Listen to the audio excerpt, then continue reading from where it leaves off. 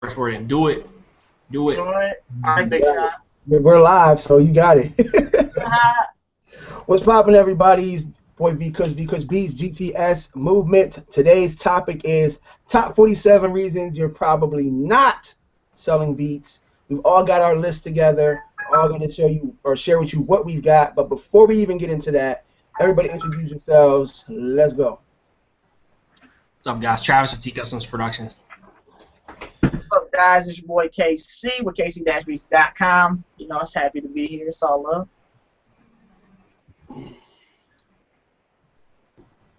What's good, guys? Boy, Chrisio, happy to be here as always.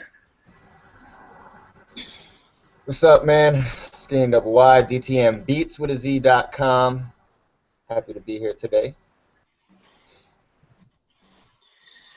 What up, what up? Bill Blast Pro, Bill Blast Productions. All right. So what we did was we for the last week or so we compiled our own list of reasons for why we think that people may not be having the success that they want with their production, with their beat sales, and some of us got 10, some of us got 13, some of us got whatever. If you guys want to just run through, who wants to start off? Because we can just run through your list and everybody can chime in and back and forth and figure out, expound upon whatever it is your number one, your reasons are. And Do you want to start it off, Kush? I mean, I don't care to start it off, but you have some. I think it's a good way to set it off with your points. All right. You're cool with that? Yeah, I can start it off, no doubt. So my first reason is people are complaining too much. You're complaining too much online. The thing with the complaining is I see producers online and they say things that like people don't want to invest in their music or artists don't buy beats. When you put that vibe out there publicly, people notice, and there's artists that are watching your page at all times and they notice that type of stuff and it turns them off. But when you do post something that has to do with your music, they're turned off from you because you complain online constantly. Nobody wants to be around a complainer. Nobody wants to work with a complainer. Nobody wants to buy from somebody who complains. My second thing is your mindset sucks and it shows to your client. And that basically goes back to what I just said before. If you're all about the sale, if you're all about trying to make money and you're basically pushing your beats onto people, they're not going to respond to you. Artists want you to cater to them, not get in their pockets. They know you want to sell beats, but what are you doing to help them? So if you're just out to get money, it gets old really fast and people get turned off. My next thing is you buy every beat selling course out there and you have information overload. I'm guilty of it. I'm pretty sure some of the people on the panel are guilty of it. We buy a lot of courses, and sometimes we don't finish them, and before something comes out, there's something else we got, and over time, you never actually learn anything because you don't sit down to focus on one thing and learn one thing to master that to help grow your business. So if you be selling course, just stick with that course, learn it, and implement the strategies that they're teaching you. My number 4 is you're copying somebody else. Now, modeling and copying are not the same thing. When you model someone, you take bits and pieces of what they're doing, the things that you think are working, and you use them for yourself, but you have to add yourself into the mix. It has to be something that's individual and that has something to do with your personality into whatever strategy they're using, because you can't duplicate what I do. You can't duplicate what Travis does, but you can take elements of what we're doing and make them work for you. My number 5 is, you're dreaming too small. Everybody, all they want to do is sell a beat. If you don't have a vision, if your vision isn't big, you're not going to make the money you want. If you take big actions, you're going to get big results and big rewards. So you got to think big from the beginning, and then you can have big success in the end. If you think small, you're going to make small money, and nobody wants small money. What else? My next point is you're not prepared to listen. I get so many producers that ask me to help them, oh, Kush, can you show me how to sell beats? Can you show me how to do something like that? I give them videos. I give them help. I speak to them offline, online, and they never listen. They take the information in and do nothing with it. And then they come back and complain about this doesn't work, that doesn't work, this doesn't work, when they haven't even done anything to actually get any type of results. My next reason is you don't have a system or a schedule. I do everything on a schedule. I got a whiteboard in here that has a list of everything I need to do every single day, and it has the times that I need to get them done by. Literally, my business, as far as the physical aspect, takes me 2 hours to do every single day. I spend 2 hours doing the actual physical part. Anything after that is just me listening to audios, mindset, things of that nature. But I have those things set up and scheduled because at the end of the day, yeah, I work from home, but this is my job. So I have to treat it like a job. If I don't, I'll get off course and no work will get done. If no work gets done, I won't get paid. So schedule everything that you have to do. So you know you got to knock out the hard stuff first, get it all done. 2 hours after that, you can go and do whatever it is you feel like doing. Yeah. I want to say shout out to Skinny for posting his extensive schedule into the group, because that shit is crazy. Like Yeah. the amount of stuff that you had stuffed into that, like that, I think that can benefit a lot of people. I think some of the people are already starting to utilize, and implement that. But that was really dope. Yeah, I do that every day, and I really like what he was saying too. He was like, I work from home. We all do, right? I mean, some of us have 9 to 5s and stuff, but he's like, I work from home, but this is my job. Like, a lot of artists don't treat their career like a job. What I mean by that is they don't treat it like it's a business. They don't treat it like what they should. They treat it like, oh, well, this is fun, and I like making music, and it's cool, and that's all good and well in the romance in the beginning when you first start creating. But if you're really trying to make something of it, you got to get that out of your head that, yeah, it is fun. You do love to do it, but at the same time, you got to, like, you're going into work at 9 in the morning, and you have to get these things done because you have somebody above you that's going to tell you that. That's the music side of the music business. You guys are lacking a whole another half of it, basically. Yep. My next point is that you think it's harder than it is.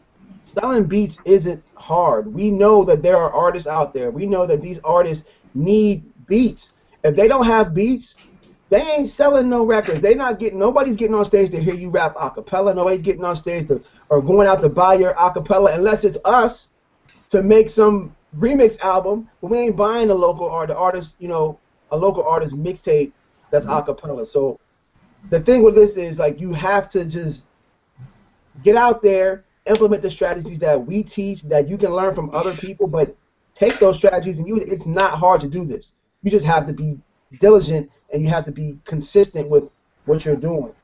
And my last point is you're focused on what everybody else is doing instead of focusing on your business. Every time I get online, I see producers that complain about so-and-so selling beats, this person selling beats, that person selling beats. You're focusing all your attention outside your business. I don't worry about anybody on this panel what they're doing outside. I look at what everybody's doing. I see what I like and what works for me. I take that inside and then I work on my own business from the things that I learn from them.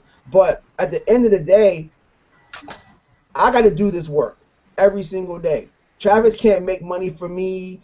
Chris can't make money for me. I got to do it myself. So if I focus on me and focus on what I need to get done, the results are going to come better. So focus on yourself. Focus on bettering yourself mentally. Focus on bettering yourself as far as strategies. Focus on bettering yourself in all aspects, and it's going to show in your results.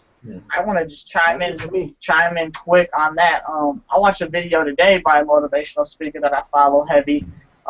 He was saying it was like the first start of his series, and he was saying a lot of people's problem is the problem, which is basically what you just said, Brian. Like, you guys are too focused on not selling beats, and you're complaining about not selling beats. That the problem of not selling beats is you're only focused and you're not finding the solution. So it's cool that you said that. Because Artists are definitely buying beats. There's no no mystery there. You can go on my Flashstore charts. You can see tracks are being sold. You can go into BeatStars charts. You can see tracks being sold. You can go in Beat Brokers charts and see tracks being sold. You can go on all these sites. It's just a matter of you selling your tracks and focusing on that versus not. I hate seeing that. I feel like because you attract that. You attract that in the more you talk about artists don't buy beats and stuff like that. You just attract that in even more. Yep. I agree with that. Right, and like, you know, at the end of the day, you know, it's really about, do you really believe that you can sell your beats? Because if you halfway believe, then you're not going to sell them.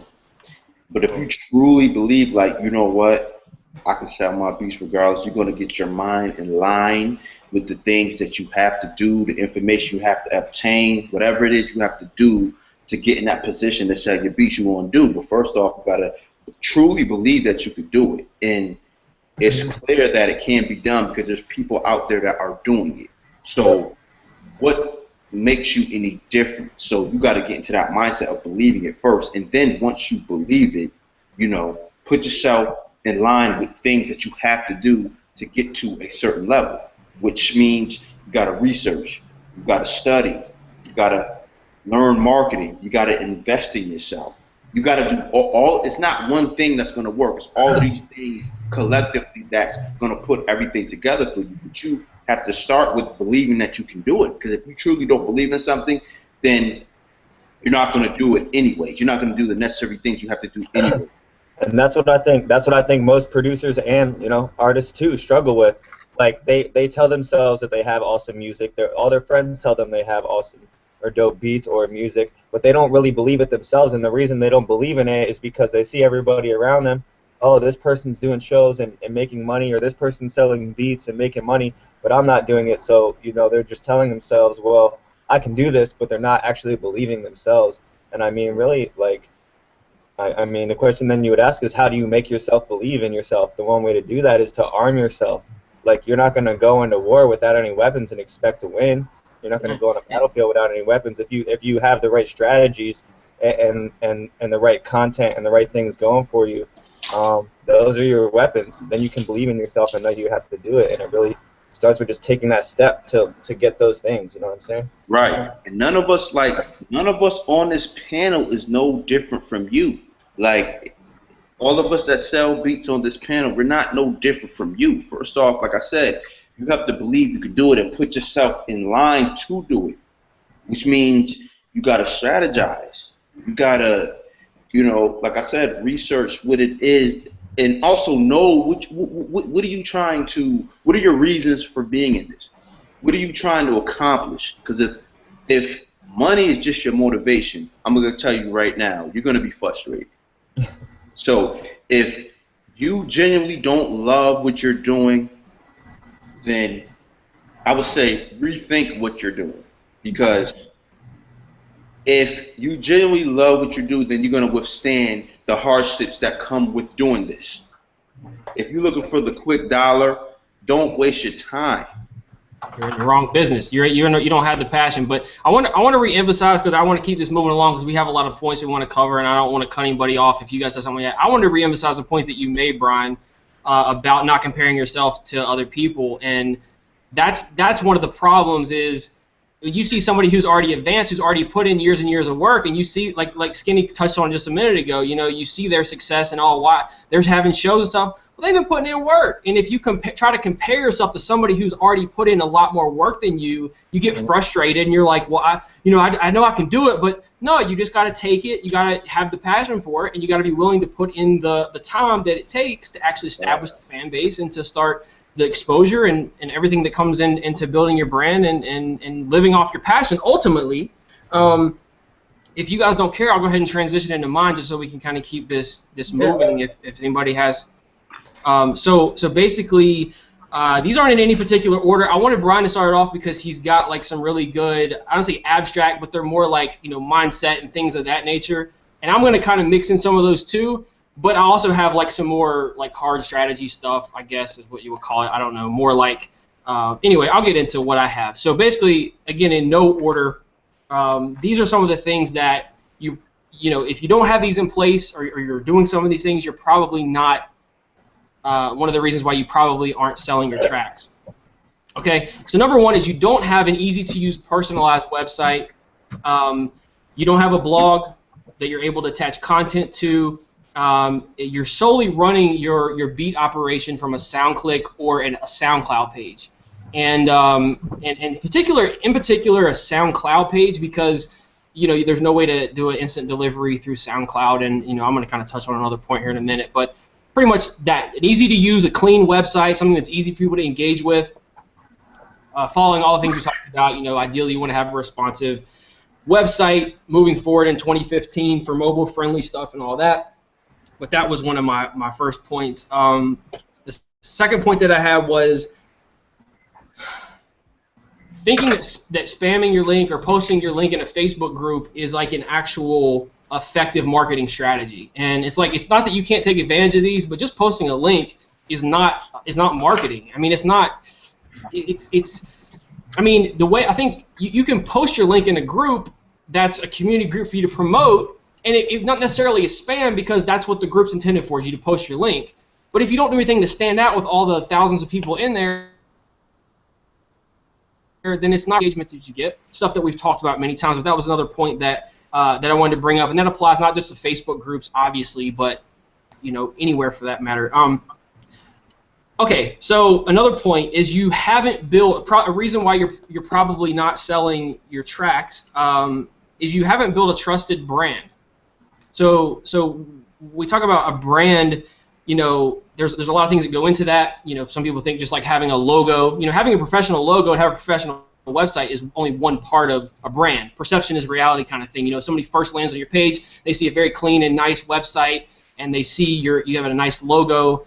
That'll make a good first impression, but then over time you want to build the know, like, and trust. I mean, that's what building a solid brand is all about. Is getting the clients, and if you want to buy something digitally and you just type in Amazon.com, why'd you type in Amazon.com? Well, you know, like, and trust that brand. You've had a good experience. You know what to expect when you go there, and it's the same idea. You want to, and that obviously there's a lot of things that play in factor building your brand. But that could be another reason that you're not quite to that point where you've really built that authority, or you haven't, built your brand up. Another point is you refuse to post content other than your beats, and this is what I see so often, and this could be. Like I said, we talk about all this stuff. We talk about posting videos. We talk about posting articles and giving value and all these kind of things. There's so many different ways you can post content other than your beats. You know what I mean? It gets a bit old when people just see the same things populated all the time, and especially not offering any value. Again, when you get a brand built, you have more leisure, right? You have more leisure once you've built the solid brand to do those kind of things. But until then, you have to do something to stand out. You have to engage people, and just posting your beats in the saturated market that we're in is not enough. Exactly, and one thing I want to say about that is, like, you see these people, these I guess you could say public figures that are producers as well, on Instagram or Twitter or social media in general, and you just see them posting up videos, and you're like, oh, I could put up the same videos and get 200, 300 comments and shares or whatever, but they've already been doing this for a while. Really, they don't have a strategy. They already have a following that's built up. They're going to get that engagement. Your beats just being on Facebook is not going to be engaging to people. They don't know who you are. Right. Something to be engaging. No offense, you may have the best beats in the world, but they're not going to be engaging to people who have no idea who Skinny or DTM or whoever you are is. Right. And at the end of the day, you gotta start from the ground floor here. You can't look at Just Blaze and follow the tactics that he used now, because you gotta understand he has a decade and more of a brand built that he can just throw something out in the air and people's gonna check for it. You don't have that leverage. No one knows who you are. No one cares about your music. So you have to build that rapport with people. And even if your music's hot, still, no one cares about your music. You have to build that bridge with people. So what else do you have to offer other than just your beats. And I want to touch on what they were saying about the website. You have to have your own home base, because if you're depending on SoundClick to sell your beats, what happens if SoundClick goes out of business? You go out of business. So you have to have your home base as well. And not only that, but if you can get them to your own site, like you go on SoundClick, if you're just selling them on SoundClick, there's what do we say? There's 2 million other beats on SoundClick besides the ones you have there. So all that competition, if you're getting that same traffic, instead of sending them to somebody else's site and you're sending to them own site, you're cutting everybody else out of the equation. Right. That's the thing. That's a great point, Skinny. If you can get them to your SoundCloud, you could have got them to your own site. It's that simple. Yeah. And here's a quick point talking about SoundClick. It's a tip. You guys take this and run with it if you're not already doing it. If you got a SoundClick page, but you also have a website or blog, make sure that you got many places. I have about 3 or 4 different places they can link to my actual website. If I can get them off the SoundClick platform, take them to my website, now it's just me, and they can go through my catalog and get to know more me. Maybe they'll opt into my list, maybe they won't, but make that obvious to take them off that platform. Leverage that. Use it because there's exposure there, but then bring them back to your home base like Bill said. You should be on these third-party sites. You definitely should be on these third-party sites, but at the same time, use all these third-party sites as a bridge to bring them back to your home page. That's exactly what it is. Well, that gets right into my next point, which is one of the other reasons why you probably aren't selling your beats, if you're not, is that you're not uploading your instrumentals to multiple platforms. So having your home base is one thing, but then also taking advantage of all these third-party services. Talked about it many times before. I'm just going to name off some of the places that you need to be. YouTube, SoundCloud, SoundClick, BeatStars if you choose. I recommend it. Beat Brokers is a place I've also sold beats. Reverb Nation is free. Uploading your instrumentals through the Facebook upload. So you could put a picture of the instrumental that you put and then uploading it directly to Facebook platform, through a video upload that way. There's obviously other options. If you guys have any, there's obviously other services in place, but they're all supplemental sites. It's building impressions. It's helping you build your brand because you're in more than one place. If you just put everything on SoundCloud, everything on SoundClick, well, obviously you're not taking up real estate. It's limiting. Okay. I just want to, can I add in quick? Go ahead, man. I'm reading this really awesome book. It was just released 2 months ago. It's a revamped version of an old book, and it's called How to Turn Fans into Listeners, or How to Get Fans, something like that. It's super dope. And the statistics in there, it says 90% of the new music being found is on YouTube and SoundCloud. So if you're not on those 2 sites, you're limiting yourself. Yeah, you have a cool SoundClick page, SoundClick page, but if you're not utilizing YouTube and SoundCloud, you're missing out on a whole bunch of traffic. Yeah. Rant over. Okay, I'll just move on then. The next point that I had, why your beats probably aren't selling, is your beats aren't mixed well. Okay? Plain and simple, a lot of people have dope beats. A lot of you guys have dope beats. Talked about it many times. I hear a lot of dope stuff. And every once in a while, I get a track, and the concept's cool, but the mix is hideous. Like, it's terrible. Like, the frequencies are clashing, and you got, bass frequencies fucking clashing with your kick and all this stuff. And it doesn't take, like, you being some kind of ninja engineer, mixing engineer or something to get these crazy high-quality mixes. It doesn't take a lot of skills to really get a professional or high-quality mix. It just takes a skill set, right? You make beats, well, you got to learn how to mix them. Or like Bill was talking about before, you hire that. If you don't have that skill set, you've got the knack for the concept of making beats, you hire that out. That comes into investing into your craft, but that's key. Like, you hear a lot of people in the industry talking about if your mix isn't right, even if it's going to be remixed later, like when it's re-released and they take the stems and actually remix it, if it's not presented, it's marketing, right? If it's not presented to the artist in the way that which you intended it to be and it sounds clean from the get, they're going to be turned off. It doesn't matter at that point. You turn somebody off in 2 seconds, 5 seconds of hearing a terrible mix, they're turned off. They're not even going to hear. They don't even care at that point.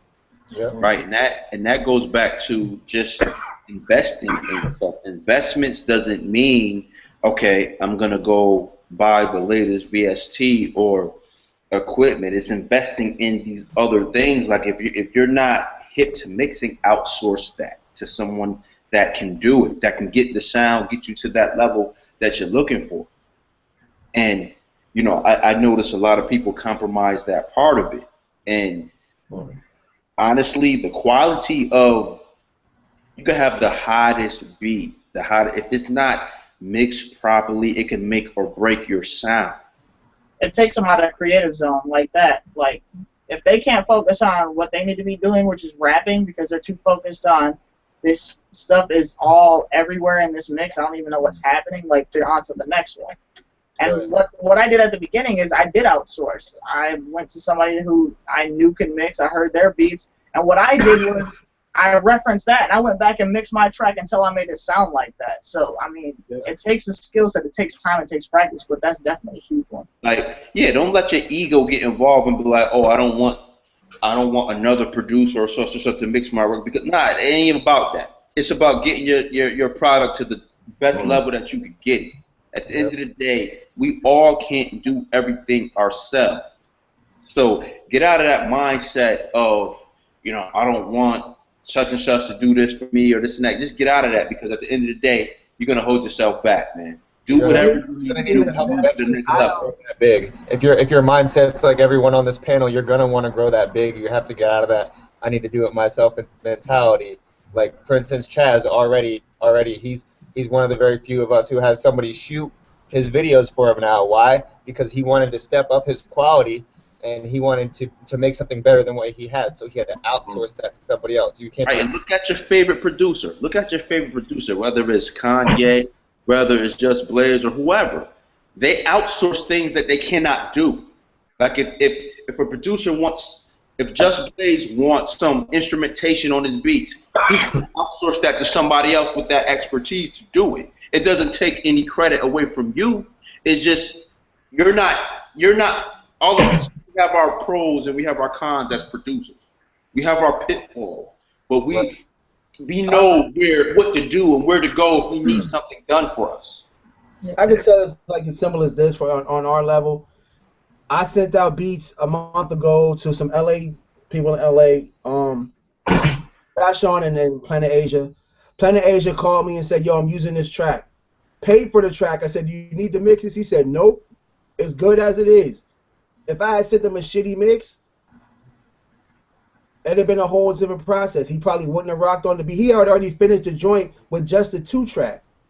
So it's like, because the mix was so clean, I didn't have to go through all the extra hoop, and I got the sale just because it was ready to go.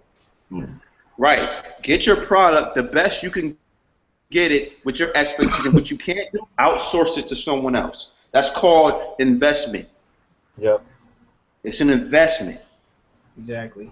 And I don't know if this was a point that one of you guys had, and I hope I'm not overstepping, but basically it ties in with what you guys are talking about is know your strengths and know your weaknesses. I mean, you basically said it, but know what you're good at and know what you need help with. Focus on your strengths first. And let me tap on that, Trav. Let me tap on that. Yeah, know what your strengths are. I'm not a bass player, so if I know that concept of what type of bass I would like played, I'm gonna find someone that's able to do that.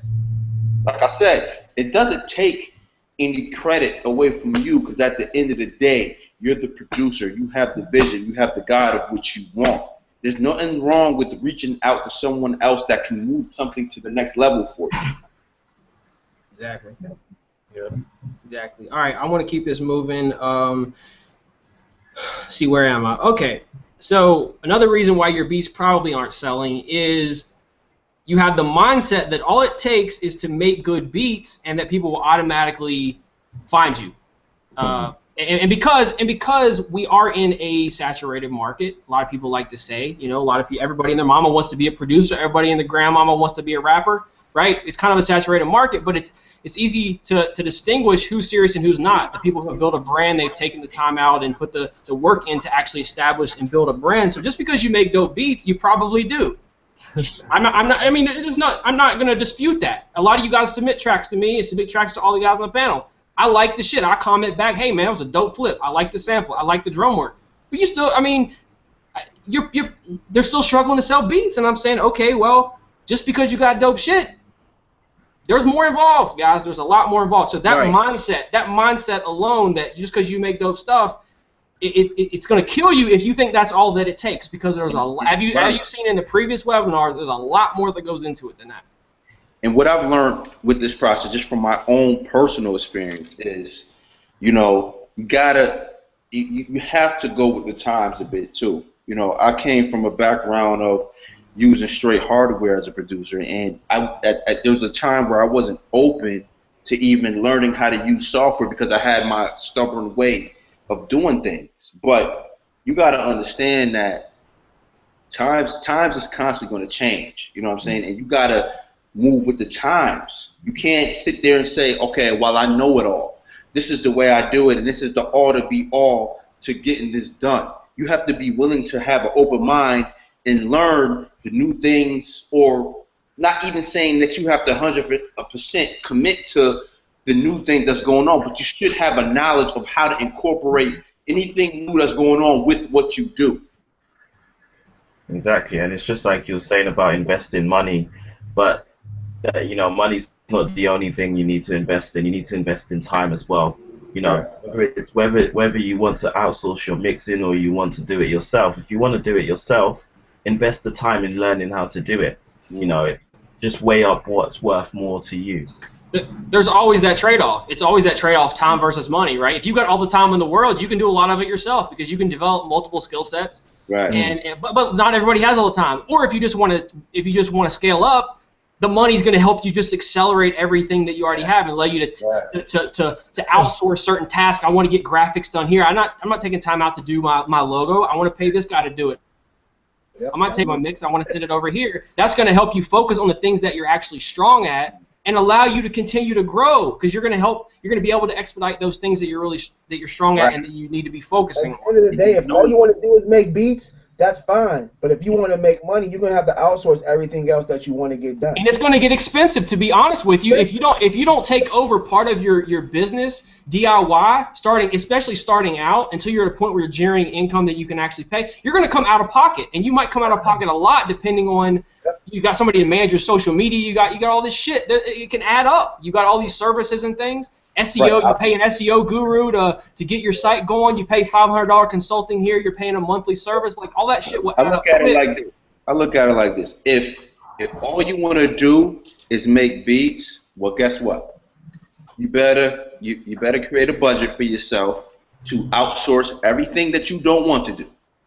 If you just sit there and say, okay, I want to be a producer that make beats, there's nothing wrong with that. But you better be able to compensate for what you can't do.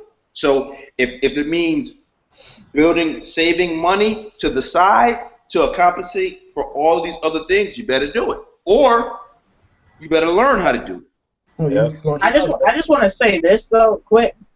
You should learn how to do it first anyway, because how are you going to put trust in someone that doesn't make you any money? Yeah, that's a really good point. If you don't know how to do it your way, if you don't know how to do it in the first place, you're not going to know if they're doing it right. And if they do it right and they just want to up and leave because they got a better gig, then you're SOL at the beginning. You have to find somebody else, and hopefully they know how to do it just like that person.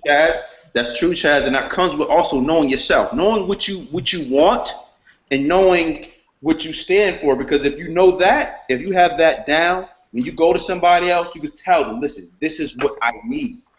This is what I need you to do. Maybe I want my kick drum to sound a little bit more beefier. I need some more, you know what I mean? You need to know what you want. If you don't know that, get with someone that knows it. Humble yourself and get with someone that knows it, that can show you. That's what I had to do with things that I didn't know. I had to get with someone that knew more than me. Yeah. And I want to go back to what Travis was saying about creating an income. Like most producers, like you said, if you just want to make beats, you better have a budget for everything else, because I made a post the other day. I said this music game is like a crack habit. Some people smoke it, some people flip it. Like, in a sense of, some people can make dope music, but they don't know how to market it. And from what I've seen, if you're a producer, if you're an engineer, if you're an artist, if you're in music, one of the things and goals, I think, for most musicians and producers is to have their own place to do what they want, to make their own music, to have their own studio, right?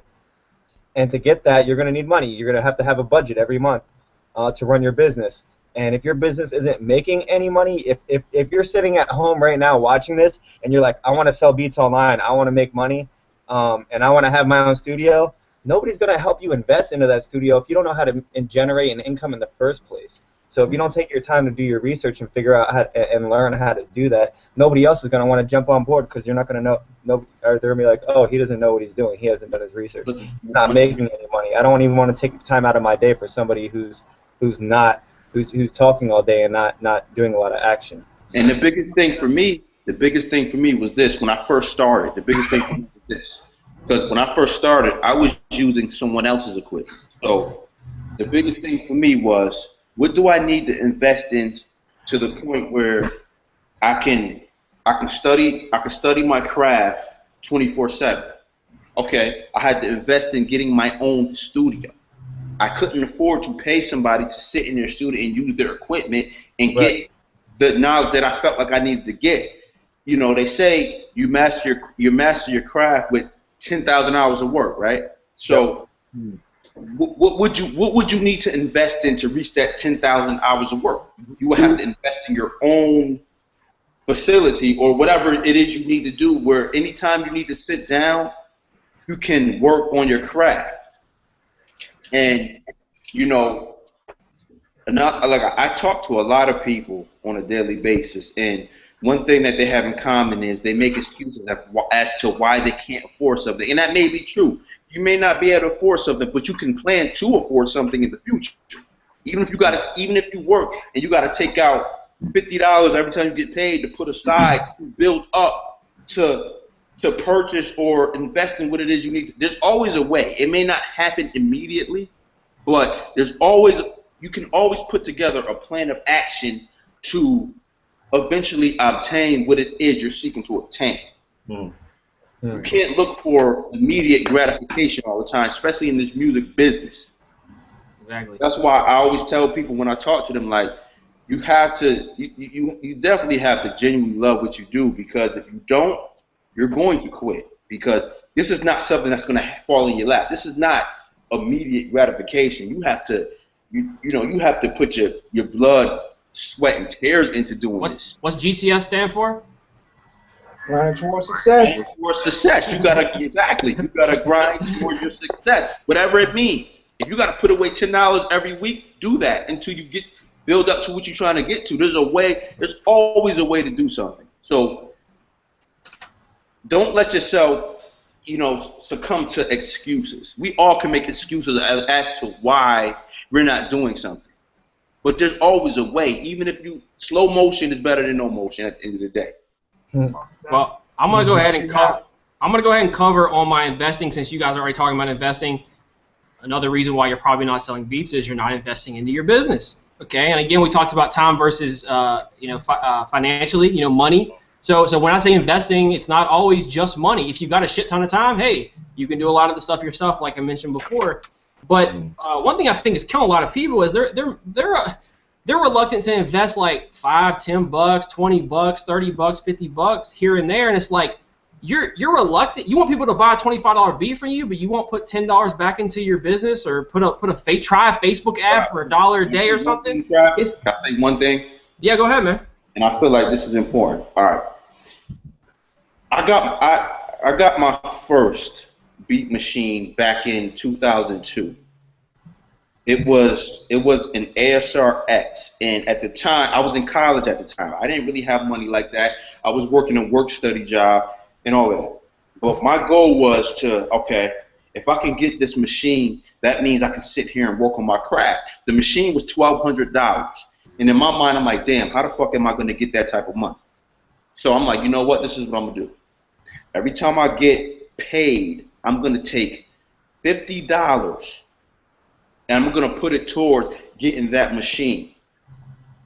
I don't care what Brian's got behind his head right now? Is that the same one that Brian's the ASRX? Yeah. I'm like, listen, I'm going to get this machine. I don't care what I have to sacrifice. If it means that I can't go out to the club with my friends this weekend in college, I'm not doing it. I'm going to put this money away, and I'm going to stack it until I can buy this machine. And I sacrificed that time and did it and bought it. And once I bought it, it definitely ignited a fire in me saying that, you know what? If I put my mind to this, I can accomplish anything that I'm trying to set out to accomplish. It may not happen in the time frame that I want it to happen, but if I keep doing it, I'm going to build up towards it. And that's how it started for me. That's how it started. It definitely takes investment, man. It takes, you know, I don't get it. I don't get the mentality in it. In order to grow, I think the statistic, like whatever money that you're making, if you start generating some income, probably early on, you're probably investing everything, every penny that you're making back into it. I mean, once you start to establish some sort of income, 20 to 30, I mean, you want to scale it up, put 50% back in it, but I mean, minimum like 20% you want to be putting back into your business, whatever. You're upgrading your social media software. Oh, so what? It's a one-time payment of $50 to buy this software that's going to help me smooth out it's gonna free my time up. Again, it's the trade-off, time versus money. So this is gonna free me up more time to do my passion and make beats. So what? So you put the $50 out, or you pay the monthly service of $10 a month to do this. I was using a video editing software, a screen capture software. I'm sorry, for a while, and I was using the free version. And I look at it, I'm like, why am I using the free version of this? It's a $15 investment for the year. I get the premium version for $15 for 12 months, and I'm like, why am I? Fuck, I just pull out the $15 and pay it. Like, so what? It's just a part of investing into building my business. And what bothers me is, like, you don't have to be spending. If you're buying equipment, you might spend a lot of money here and there, but I just see people reluctant to spend $10 for an automated beat store, to buy my Flash store or a Beats One or something like that. Or I'm like, come on, man. You want people to invest in you, but you can't put the minimum amount of money out to keep your business going. I just want to quick. Go ahead, Chaz. I just want to quick chime in. I don't want to take up too much time, but we were talking about mixing earlier, and I even just released a video today about some mixing tips, and it was just basic levels and everything. And I said, if you start with high quality sounds, I see too many people downloading the 30,000 sound pack. And that's why your mixes aren't coming out very good. You're not using very high quality sounds. Go spend that $20 over at wherever, Sounds in HD, industry kits, and get some high quality sounds. Your mixes will come out that much easier. You'll spend less time mixing it and trying to make it sound good, and it'll be a lot less effortless. You're putting that time versus money, like you said. That's my tip number one. Is talking about sounds. My how to get your drums to sound. That's my tip number one. High quality sounds. If you don't start with that, you're gonna kill yourself trying to get those EQ'd and mixed right and blended with other shit. Like that's why what I've learned through the process with mixing is this: the better sounds that you have, the less work that you have to do after. That's it. You're gonna spend way more money in mixing costs than you're ever gonna spend on getting that sound pack. Trust me. That made every one of us. A lot of y'all don't even know what you want your product to sound like to begin with. You know what I'm saying? I do mixes every day. Every night I go to the studio and engineer people's tracks, and every night I get shitty sounds, and I spend so much time trying to get their kick to sound the way they want it to sound, because the producer that made this track used some free kits that he downloaded. And I'm not gonna say all free kits suck, but for the most part, they're free for a reason. You get what you pay for. You get what you pay for. Exactly. If you paid nothing, well. Like the biggest thing with music and your business, online music, you have to make sacrifices, point blank period. You're not going to get nowhere if you don't make sacrifices. Whatever the sacrifice calls for, you have to make it. All right. I want to go ahead and keep moving these along because I know we could. I think this is going to be a pretty good long webinar, but that's nothing wrong with that. But anyway, I want to go on transition to the next point that I had. I talked about investing. Another reason why you're probably not selling your beats is you treat your fans, potential customers, your leads, people you're networking with on social media. You're treating them not as actual fans and people. You're treating them as objects, people that you just want to extract money from, and it comes across in your presentation right away. People can detect it. People are smart. It's easy to tell. It's easy to tell when somebody's just trying to get something out of you. When they send you a link, it goes back into spamming. But this is a little more. I feel like this is a separate point because even if you don't send them a link right up, but you're all just talking about money right from the jump, it's all a balance. It comes with education. A reference that we've talked about before, if you want to learn how to communicate with people, relationships, business, how to win friends and influence people. If you don't have it, Google it. It's a classic. It's an old book, but there's so much quality information in there about how to deal with people and how human psychology and how people are perceived, things, and how this is going to help you. If you understand this, you understand how to communicate with people effectively. A lot of these networking endeavors are not just going to fall through, and you say, well, these people they don't invest in the craft, they don't do this, they're not serious, whatever. Maybe it's the way you're communicating. I mean, that's one of the things that I see a lot. If you just come up front and it comes across, hey, I just want to extract money from you, it's gonna be a turnoff, and that's it. Right. You're not gonna be selling your tracks. Also, too, I see a lot of people get discouraged. They may have, 5 people on their mailing list, right? It's all well and good, but it's like, don't get discouraged. Treat those 5 people as if they're 10,000. Because if you can't treat that 5 like with the same respect that you would treat 10,000, how can you be trusted with 10,000? Start with what you got and make it count. Start with what you got. Start with what you got and treat them like you're going to be, as you grow and expand, you got to start now. You got to start now. It doesn't matter. I think it was one of the things. It was a recommendation of one of the marketers. He said, start sending emails before you even have an email list. Start sending emails before you even have an email list built, just to get practice, to know how you're supposed to be, getting into the habit of effective communication. And anyway, I'll leave it at that. You guys get the point on that. I'm going to move on. I want to keep this moving along because, again, this is probably going to go on. But another point that I had was that you don't have a way to instantly deliver your product, your beats, your tracks, anything like that. I see some people, the reason why I put this on here, most of you guys probably have an embed store. You have a MyFlash store, a SoundGen, or a Beats One, or some way to deliver your beats instantly.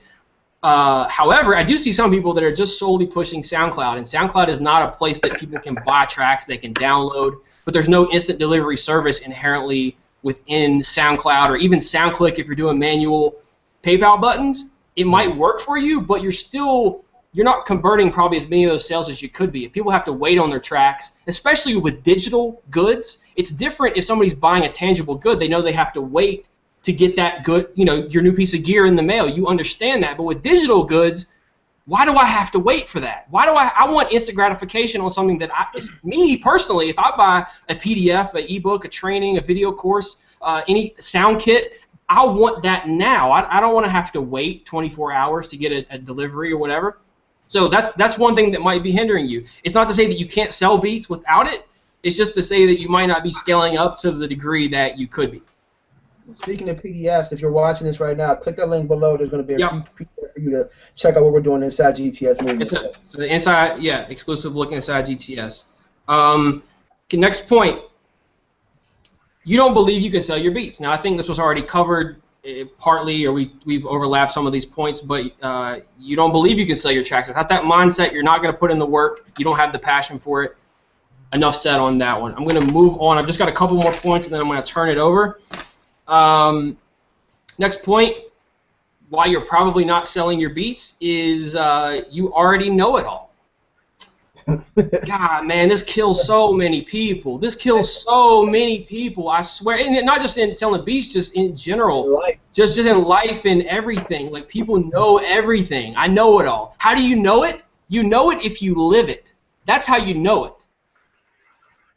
So be a student of the game in anything that you pursue in life, specifically in this music game. What does that mean to be a student of the game? Well, think about it like if you go to university, you go to college, you're a student, right? You're a student in college. Why do you go there? Well, some people go there for different reasons. We were actually talking about this earlier about college and things. Well, we won't get into that big can of worms. But anyway, typically people go to college to get education. They go to learn. They get a degree, right? So you're a student. So when you transition out, most people take that knowledge and then they just get, okay, well, I know it now. But things are changing all the time. Specifically in marketing, there could be some new music, audio, things, there's like different services are coming out. I saw like this service, this kind of unrelated, but like, some service that like will automatically master your tracks for you. You guys, I think Kush, you even linked me to that. I mean, that's just like some random shit, but like there's things are changing all the time is the point that I'm trying to make. So if you're not staying on top of your game and you just say I know it all, you become stagnant and you lose. You lose every time. If you're not a student of the game, you lose. At some point, you lose. That's it. So I just want to move on to my last point, and this is my last point of why you probably aren't selling your tracks, is you're not consistent. You're not consistent with everything. We've talked about this before. I'll say this. Baby steps will take you all the way up Mount Everest if you just keep taking them. If you just keep taking them, and if you want to scale up, giant steps will get you there a lot quicker, right? You know, and a lot of people have the misconception of feeling like, my beats is hot, and people expect instant gratification. It takes work to do this. Like, you can't go hard for 3 weeks and you're not seeing the results that you want, and then you fall off. It took me 3 months. To hit that first out. I seen a couple sales here and there. It took me 3 months of working every day. That's when I started seeing. That's when it started popping off. That's what the 90-day commitment's all about. It's about getting you. You got that consistency. Exactly. Once you get into your mind that I'm gonna do whatever it is that I take to do it, I don't care how long it takes. Then you arrive. Like, you can't expect. You never sold a beat in your life, and now you built a website, you did X, Y, Z, and you expect shit to just fall in your lap. It doesn't happen that way. You got to work it. You got to work your plan, create your plan, and work it. But this kind of ties back in. I'm going to turn it over because this was my last main point. But consistency, obviously we talk about mindset, and I'm sure it's going to be covered again, but that's how you stay consistent. You plug into a group, you plug into a community of people who are doing things, who are making moves, who are going to keep you on track.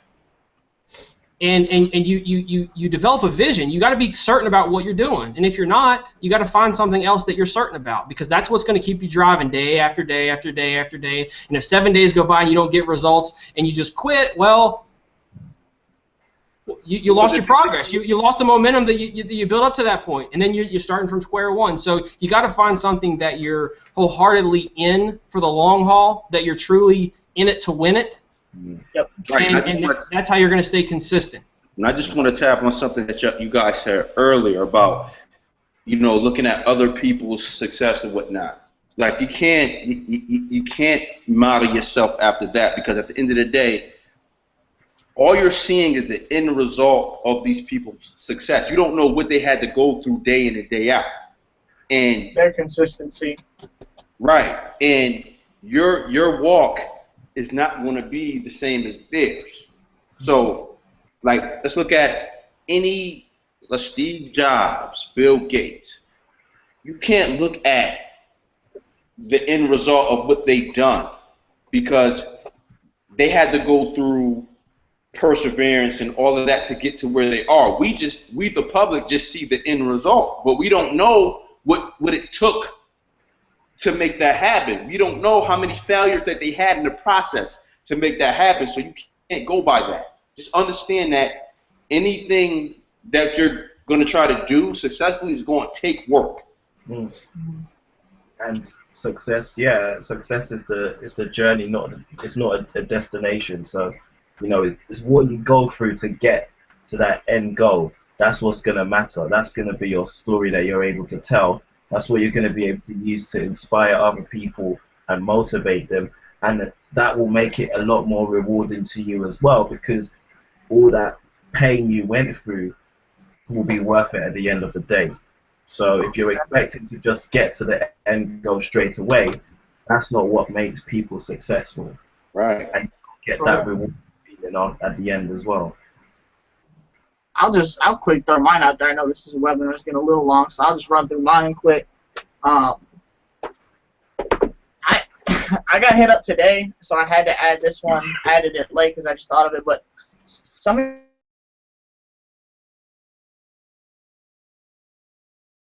you guys those numbers don't mean anything at the end of the day. Like, you can have 100,000 likes and still not sell a beat because you're not marketing right. You're not building a fan base. Now, if you're doing it the right way and those likes are equivalent to getting engagement from those people, that's how you sell beats. That's how you build a fan base and everything. But don't hit up people, say, hey, I liked your page. Can you like my page back? Because at the end of the day, those people aren't going to really care for your page or your music anyway. They just got a like from you to come off as an authority, not actually being an authority. Another one of my things is your networking is bad. A lot of you guys, again, in that book that I'm reading right now, it says if you think we're salesmen and we're in the business of sales, you're wrong. We're in the business of relationships. That's how you strive in your music business. You need to start building relationships. You need to learn how to network with people correctly. A lot of people don't. My next one is have a horrible approach. You don't know how to approach people to even get that networking started. So learn networking, and that's not, hey, check out my music with a link. That's spamming. So figuring out how you can talk and build a relationship with a person, and eventually you can sell to that person, but you need to build that relationship first. Another thing that was touched on is that I have on my list is taking up real estate over the internet. You guys are only posting it to one place, SoundCloud or SoundClick. Start taking up more places over the internet. So you want to be found easy, right? You want to be in many different places. Some people don't go to necessarily one place where a whole bunch of other people go. A lot of people go to YouTube to find beats. Like, legit, like 70 to 80% of the artists that come in here and record, they're on YouTube. Like, if you watch the day-to-days, when I had them artists sitting in my throne right here, they're on YouTube looking for beats. So have your music everywhere, like Trav said. Another thing is having a list. Like, if you're not building a list, then you have no way to communicate with people that already love your music or love your beats, that have bought from you, or that are potential buyers of your music. So make sure you have a list. Another big problem that I see is people trying to sound like someone else. I think you guys are too focused on sounding like DJ Mustard because that's what's in right now. Do you. Like, no one can do you better than you. No one can sound like you, so just focus on yourself. Focus on the music that you make, and people will see the value in that. I don't try and sound like, no one else on this panel tries to sound like anybody else, and I think that's why our business is successful too. We're staying true to ourselves, and at the end of the day, it's doing what we love, right? So if you're trying to sound like someone else and it's not going to work for you, you're not going to love doing that. Right. And remember this, like, trends come and go. So look at it like this. If you're following trends, once that trend ends, you in. Yeah, exactly. You know what I wanted to speak on real quick? Chaz, you were talking about being everywhere, and I don't see this a lot. I don't know if you guys do this at all, but on my V-Kush Beats Facebook fan page, there's a tab with my flash store on it. So I can send people straight to my tab if they don't have to leave Facebook to buy beats from me. And that's another thing. Like, if they're on a medium, maybe it's easier to keep them there. Somebody says, oh, well, let me hear some tracks. I don't send them away from Facebook. I just send them to that tab where my beats are at on my Facebook fan page. And they can keep conversation with you that way, too. You got the little chat box at the bottom. If they're checking out your beats, they're like, yo, I like this, this, and this. Close that sale. Like, if they have to go to a different one, then they have to come all the way back. And it's causing friction. I love that word. It causes friction and makes them harder to buy products. A lot of the friction is unnecessary. A lot of the friction that a lot of producers put artists through, make them jump through hoops, is so unnecessary. And if they just cut out some of those extra steps and just make it easier for them, they'll see a big increase. Like what? Like, what do you mean by that? I just mean a lot of little things is really what I'm getting at. Like Kush is saying, if it's easier to keep them on the Facebook platform, you know, having things easy for them to. I just see like convoluted websites and just shits everywhere, and it's like there's no.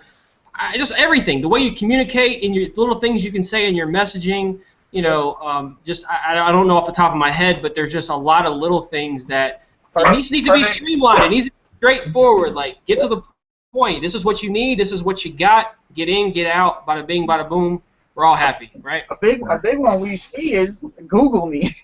I don't know how many times all of us got it. That's causing so much friction. Yeah. Oh, where can I hear your beats? Google Me. Like, that creates friction. I guess that could be another thing on the list. Don't create friction if you want to make beat sales. You want to make it as smooth as possible. It's customer service, really, at the end of the day. You want to give good customer service. You want to make their experience great, which is a part of building a relationship with that person, with that customer or that potential client. So I'm just going to you can go in. Oh yeah, like I was gonna say the whole Google thing. Like I have a lot of, I'm always looking for artists and producers. You know what I'm saying, to work with, expand my network, right? So, one thing I do, like you said, they'll say Google me. Or another thing that's an extreme like automatic turn off is when you, hey, where can I find your music, or where can I find your beats, and they're like, hold on, I gotta get it together. Like you should know where your music's at off the top of your head. If you don't know, write that shit down 10 times until you memorize it, because what if you're out somewhere and you meet somebody that, you know what I'm saying, is going to put you in the right place, and you're like, oh yeah, I don't remember my own YouTube, I don't remember my own SoundCloud. Like, that makes you look dumb too. Like, what, you don't remember where your music's at? Right. You gotta remember, like, at the end of the day, you're in the business of solving problems, so you gotta make it as easy as possible for people. Another thing that I see a lot too is I see a lot of producers saying, "Yo, get this beat for free." They're giving out too much free. Like, yeah, you do need to have that. You need to give that. You have to have that give in order to get your foot in the door with those people, for them to hear your tracks and everything. What's up? Gateway drug. Yeah, you got to give them that gateway drug. To get them hooked. Get them hooked. But don't give every beat out for free. Like, I see that too much. It's free, and they don't put tags in it or anything. If you want to sell beats, don't give it out for free. Right. If you're a business, if you're thinking of it like a business, you can't walk into Walmart and take everything for free. They have overhead. We have overhead to keep our services going and everything that we pay for and our ads and everything. You should be compensated for the work that you put in too, which is again with mindset. You guys put in the work to make these beats. You should be compensated for it. So stop giving out stuff for free. Okay. Or like Panda Express at the mall. You walk in the mall, sit in front of Panda Express without one toothpick with fucking Chinese food on it. Bro, that and it's bang. Give I'm them a going to taste. get Chinese food tonight. Legit, That's I what just made a video on that. It's super funny that So Travis said the gateway drug. But right? If you're a producer watching this right now, like most likely you've watched or at least checked out some other of our hangouts that we've done before and give you information. You're probably giving away free beats or whatever you're doing to bring people in to listen to your music. But like you said, it's a gateway. There's a reason why we do that. I'm not giving you. I am giving free beats away to help people and give people an outlet who maybe can't afford beats or something like that. But what it's really to do is to get those potential people who are interested in what I do to my product, to my site, to whatever it is I'm pushing at that time. So I'll say this for anybody on this panel that's giving away free beats. The beats are going away for free, and they'll get them, but they're going through a funnel that's pushing them towards something else. That's exactly what I was getting to. Not free beats. They're going from free beats to buying something bigger, to buying something bigger. It's never just, oh, here's some free beats, I'll never talk to you again. That's my point. That's my point. If you can make money off of free shit, then you know what you're doing. Then you're making sense. Like, that's exactly what I was going to say. Like, if you can give something away for free and then make money off of somebody doing that, that's the key. That's what's going to help you build. Yep, like, that's why the Chinese places do that. How many times have you been in the mall? You take that little bite, you're like, yep, I don't even want Subway no more. Like, they do that for a reason. We give away free beats for a reason. We don't just give it away and be like, all right, hopefully they like the beat and they'll come back. No, you just gave them a free beat. Like, they don't give two F's about it, all right? They're going to go to the next person that's giving away free beats, or they're going to go buy a beat from a person they respect. So stop giving away all that free beats. Another one I have on my list is you guys don't know how to drive traffic, and that might be part of the reason because you don't have a website either. Putting all your eggs in one basket to drive traffic and hoping for success is never a good thing. Let me interject. You're on traffic real quick. Yep. Okay, so here's the idea with your website, right? If you're sending traffic to a third-party site, ideally you can't track the traffic. You might be able to pay for a premium service and see kind of what's being hit, but you don't know if you send somebody your SoundClick. Can you see how many? Well, I guess you can see the views, and I don't know if you can see the number of views and plays. But I mean, you don't get the detailed analytics. Do you know where they're coming from? Do you know where people actually link to your SoundClick page? Do you actually know how people link to your SoundCloud? That's vital information building a business, driving traffic to your site. When you have your own homepage, have your own website, you get to track all that. You can see your Google Analytics. You can track Clicky Analytics and see, okay, Are the articles that I wrote, the blog posts that I made, it's getting organic traffic now to my website. You can track all that stuff. My Facebook ads converting, all this stuff. So that's all I wanted to say on that. Yeah, I mean, that's a part of being a successful marketer is learning tracking. Like, you can't see if something's working if you can't track it. Right. Plain and simple. Like, you don't know on Facebook if you post check out my beat, you don't, and if you actually sold that beat, you don't know necessarily if that came from Facebook if you're posting your stuff everywhere.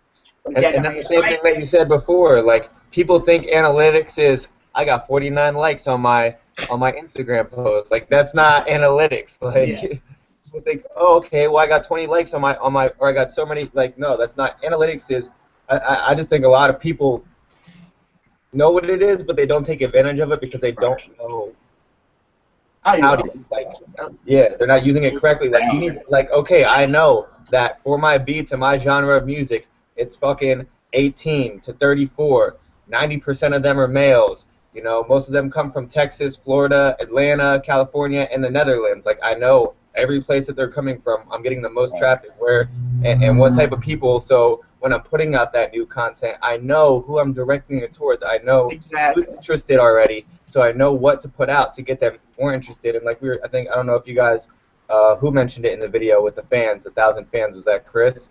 Make those, with putting out that content that is specific to those people you know you're targeting. That's how you turn a person who's kind of interested, who listens to your stuff, to a buyer, to a friend or a long time, you know, follower of what you do, because you're specifically doing it for the people using those using the analytics to figure that out. You can make money. You can print money. If you know that, if you know who you're targeting, you know where they're coming from, you can put yourself in front of those people, and that's marketing, honestly. That's how you make beat sales. Really, like, learn the business of what it is you're doing, because I hate to see, you know, people selling exclusive beats for $10. Do you understand what exclusive is? Meaning, you don't own that anymore, and you're gonna give up full rights to your creations, your time, and the effort that you put into for $10. Like, come on. That means if it takes you an hour to put together a beat, you're worth $10 an hour, and that's less than what you get at McDonald's nowadays. So right, it's like, come on, man, know your worth and know what your time is worth. Yeah. Another thing that's, shout out to Trav, he has it in one of his videos too. Another thing that helped me out a lot, close sales and make those beat sales, is having my number available for people to contact me. Travis has said plenty of times he's got some old school soulful beats and stuff. I got some new school people, but some of those people don't even know how to buy online yet, or they're not sure about the process of buying online. I've had plenty of people hit me up saying, all right, I'm confused on even how to put this coupon code in, even though I tell them directly in the message. But even just a simple phone call, someone just want to see if you're real. Like, is this person real? Some site that's on the internet that's trying to take my money, they call and validate that. You close the sale, you made a beat sale just by having your number up there.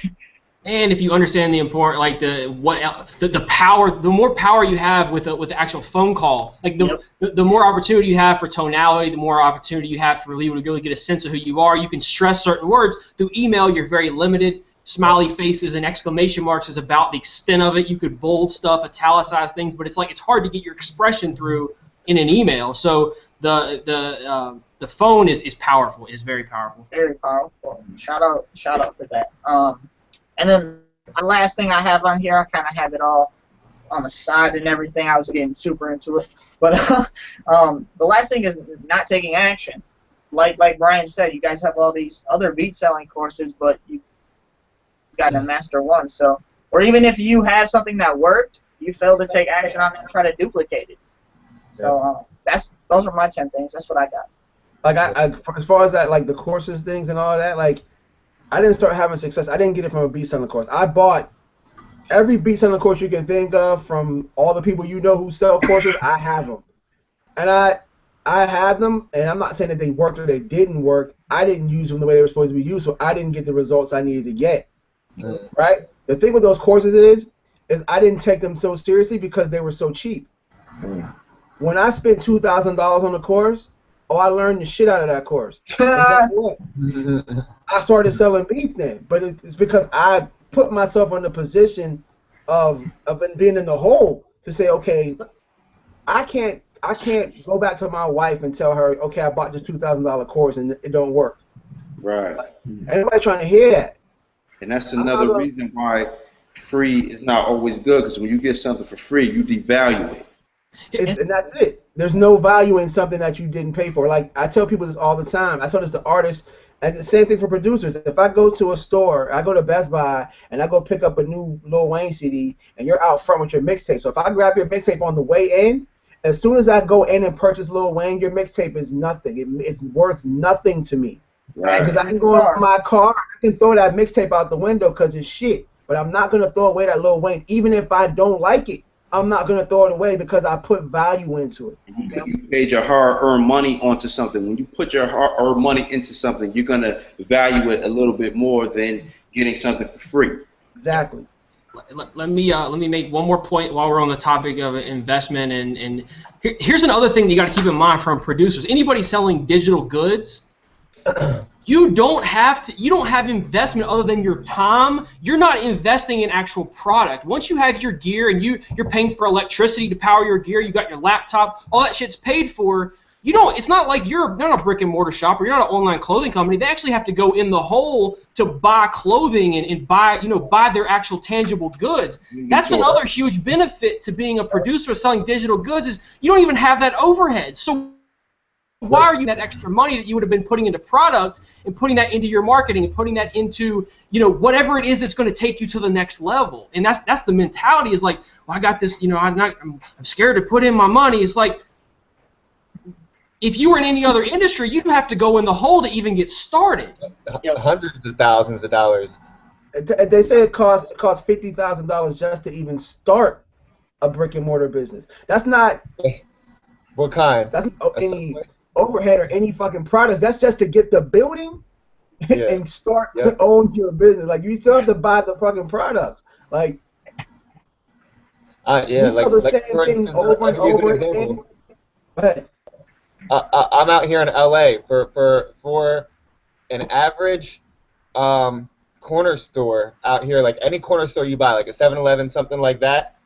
They are paying, if they're renting it, they're paying $250,000 if it's on a major corner.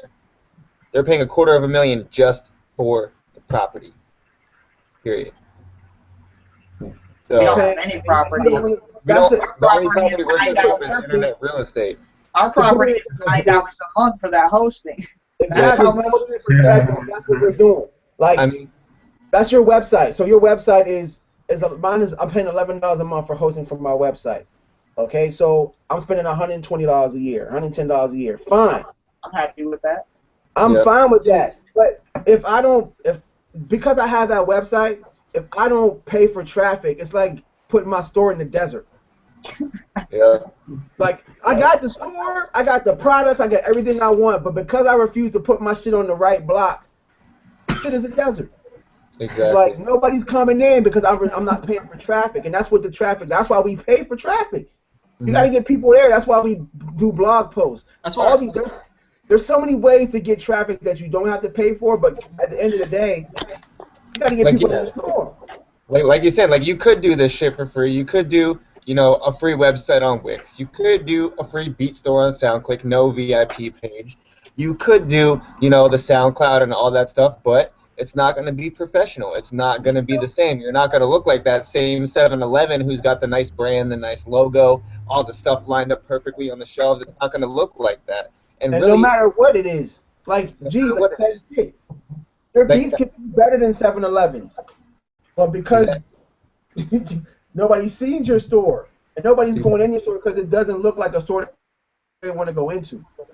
And you could probably ask any person on this panel, how much does it cost to literally your overhead every month to run your online business? It's not that much. For me personally, it's not even over a couple $100. So if I sell one exclusive sale a month, I'm making back what I paid for my website, for my SoundClick, for my promotion, for my traffic, for everything that I'm spending money on.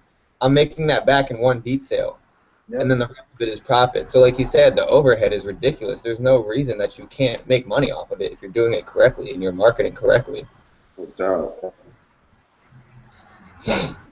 Trav, I did you mean, want to minus say the something? gear and the, you know, school and all that stuff, but Trav, what do you want to say, No, man? man, it's just really, to be honest, it's just a beautiful world that we live in, guys. Like take the music production out of it, take the beat business out, just the information that we have access to, and being able to run a business for pennies on the dollar. Like, if you were running a business back pre-internet, you're brick and mortar. You're selling tangible goods. Like, there's a lot more investment into that, and now there's so many more opportunities. And you got people out here just half-assing it, and they don't really understand like what companies really had to go through prior to now to get where they are and build empires and build businesses. Like, now anybody can have a website for virtually nothing, and these supplemental services that you're paying for, that's just part of investing. And if you got to invest, and as you start to make more money, you invest more money.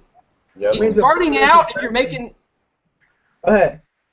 starting out, if you're making little money, invest all of it back in, and as you build, keep some of that profit. Maybe start saving some of that save up for another piece of gear, another piece of hardware. 50%. When you start making enough, put 20 to 30% back into it to keep it running. It's going to help you get more traffic to your site. It's a snowball effect.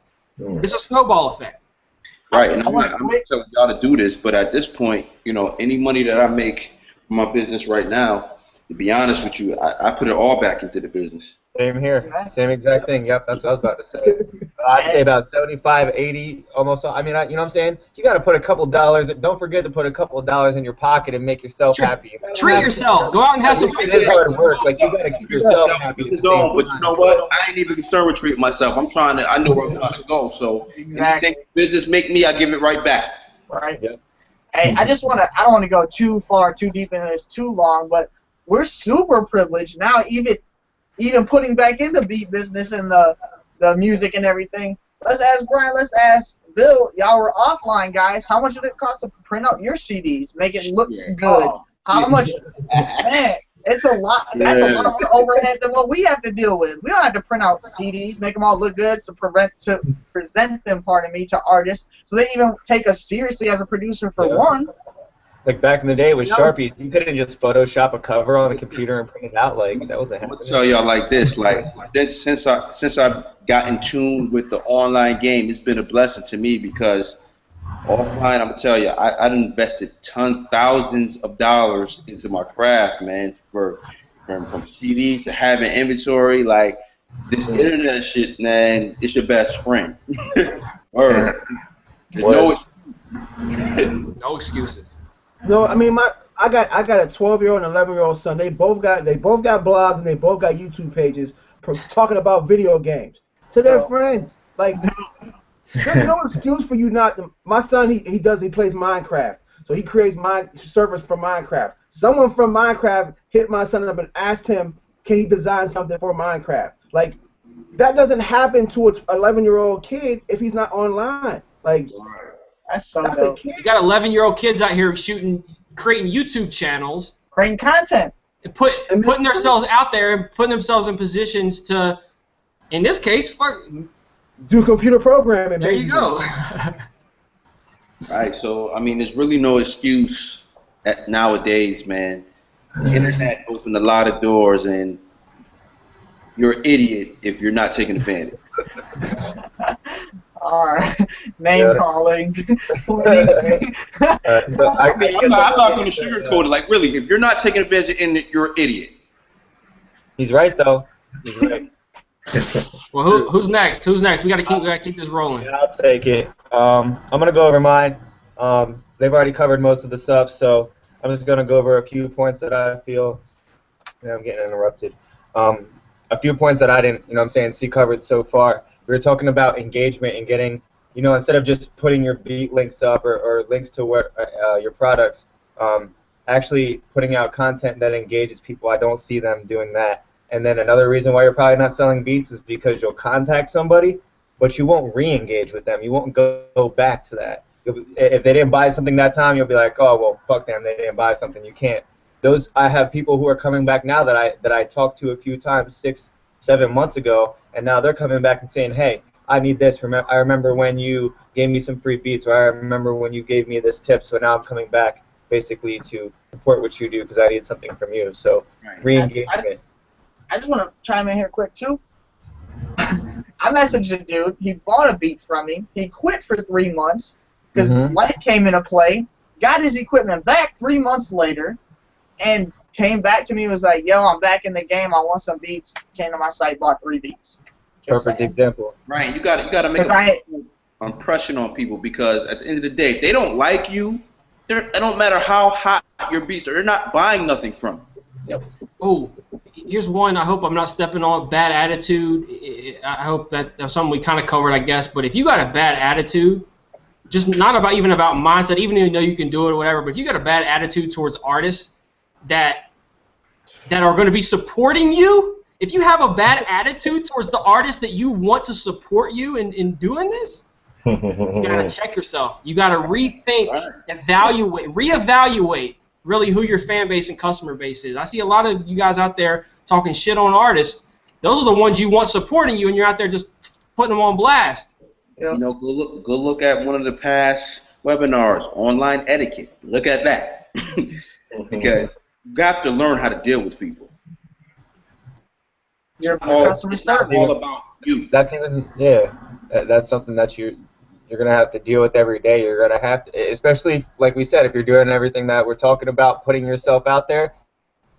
I can guarantee you that if you're putting yourself out there with the videos and the content and everything that we've listed in this webinar to sell your beats, there's gonna be people that are gonna talk shit. There's gonna be people that are gonna hate on you. So you gotta, you know what I'm saying, have that thick skin and just ignore it. Like sometimes, you know what I'm saying, you just don't need to waste your time on people that aren't going to support you anyways. So there's no point in trying to. You're better off trying to find new people to support you than converting the old ones that don't care already. We already covered the whole spam and links thing. We covered that. Sounds, we covered that way in the beginning. I already said that. Number 4 on my list is you're marketing to the wrong people. Just because you make hip hop beats, you're not marketing to every person who likes hip-hop beats. Just because you make trap beats doesn't mean, you know what I'm saying, I'm not going to go market it to a bunch of people who like underground boom bap stuff. No offense, I know most of the guys on here do that, and I actually like it, but it's not my lane, and I know my lane and what my ear is good for, and it's not that. So knowing, You know, what people don't understand is there's a lane, there's a market for everything that you choose to do. You just gotta know what your market is. I know trap music is popular right now, but that's not what I do. And I'm not looking to be everything to everybody with what I do anyway. I only make music that I love to hear. And there's a market for everything that you choose to do. You're never going to be everything to everybody. So just figure out who you are and figure out who you cater to and work it. Because that's where you're going to do your absolute best work. If you try to fake it, it's not going to be. It's going to be a half-assed job, and you're going to do it second to everybody else that's passionate about it. And look at it like this. Look at it like this. Let's say, okay, boom, I'm gonna use boom bap because it's the simple fact that that's not something that's popular nowadays. So I'm gonna look at it. All right. I can't tell you it's not popular because I still boom bap beats every day. That's all I do. Right. But let's say let's look at Travis. Right? Let's say he has a following of 80,000 people in the world's population. That's enough. That's enough for him to make a living off his passion. You know what I'm saying? Like, you don't have to cater to every single body because you're not. If you're trying to do that, you're running a losing battle anyway. Yep. You find a niche. You find it. Go ahead, Kush. I know you've been wanting to say At the end of the day, it's like this. It's like me, Bill, and Travis. We probably all make boom bap shit. Right. I don't think we share one customer. Right. Period. Probably not. Like, but it's not stopping us from making money. It's not stopping us from selling beats. It's just there's a faction out there for you. Just do what you do. Market to the people that like the type of shit that you do. Like, I know my shit is gonna be on somebody who likes Soul Assassins, fucking Alchemist, Havoc. I know that. So I only speak to artists that talk about the shit I like. And understand, once you understand abundance, what that means, you won't even worry about all that shit. Nope. If I catch a sale from an artist that actually does trap music, it's just a sale I happen to catch. I'm happy for it, but I don't expect to sell trap beats every day. I know I can go from some underground grimy shit though, because I know who to put them beats in front of. And that's what I do best. That's what I do best. So it's like I'm gonna naturally gravitate to what I do best. Yeah. Work on your strengths, exactly. And then my next point is no research. A lot of people spend their time on the music production. They spend it on trying to put stuff on social media, things like that, but they're not spending their time. When I say research, I mean by researching your craft, not just the new cool stuff that's not coming out, not just the old shit that you haven't used at, but your craft as in the history of it, where did it come from. That'll help you get a better understanding of where you're going, because as everybody knows, history repeats itself time and time again. Research in a fact of marketing. That's a never-ending story right there. Marketing research. You'll spend days and days upon finding different information. Okay, well this leads to that and this leads to that. There's thousands of courses out there that you could buy, but like you said, most of you what's crazy? Shit. One thing that sticks out to me is just in the realm of staying true to who you are. One thing that sticks out to me, I remember, it was an interview that I listened to, and I heard Jay-Z. He said, all I ever wanted was a gold album. You know what I'm saying? And what that said to me was this. It wasn't saying that he wasn't striving to do more, but his goal was he knew what he wanted personally, and whatever came out of him achieving that status, that's what he gravitated towards. But he didn't say, upon making my first album, I want to have a sports agency. You know what I'm saying? Like, he knew what he was going for, and once he hit that target, what he was going for, it opened up other doors for him to accomplish. And focus on what you do best, and that will open up other things for you. Like Skinny just said, too many things at once. Like Skinny said, history repeats itself. Like we've gone through, all of us have gone through this time where we were just like automate everything, right? Like we're in a crazy time right now where it's so do it yourself. Like we're in a hybrid space where like 1950s door-to-door salesmen, those types of tactics are working now along with automation. So we're building rapport as if we talk to people every day online, building rapport just on regular conversation shit. We also have this next level tripwire funnels and all these other things going on at the same time. But if we don't know how to speak to people, we don't know, it doesn't help us, we lose out. There's so many sales we lose out because we studied how to sell. And then we took the tools from now and the future and we using them now. We implement those same strategies to get them to work better for us now. And if you're not versed on what worked before, the essentials that work, there's no shortcut in the world that's going to help you. Yeah. And another thing I was going to say too, not only researching your craft and marketing,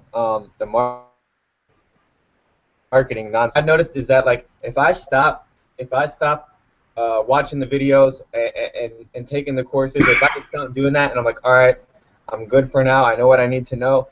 I'll take the time to actually research, and by research I mean putting that into effect. You can sit there and watch this stuff all day, but like someone said before, you got to take action on it. If you could watch all the videos in the world on how to engineer, but if you don't get into a studio and start moving those buttons, you're not going to figure out how to actually do it in real life and what's working for you and what's not.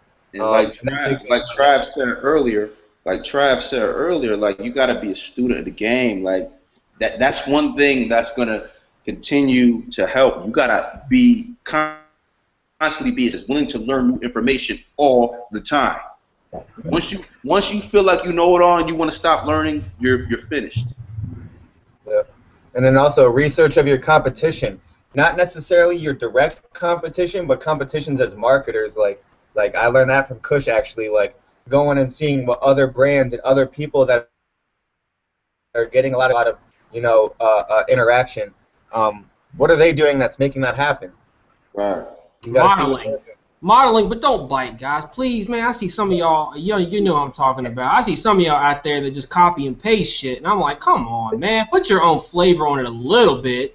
I put salt and pepper on it. You could put some paprika or put some other kind of seasoning on it. I mean, copy and paste is come on. I mean, especially in the same industry, especially if you're in the same industry, like if you're taking something from a different industry and you kind of flip it, make it exactly the same, it's one thing. But you take somebody in the same lane, same area, space as you are, and you're just copy and paste, that's a no-go.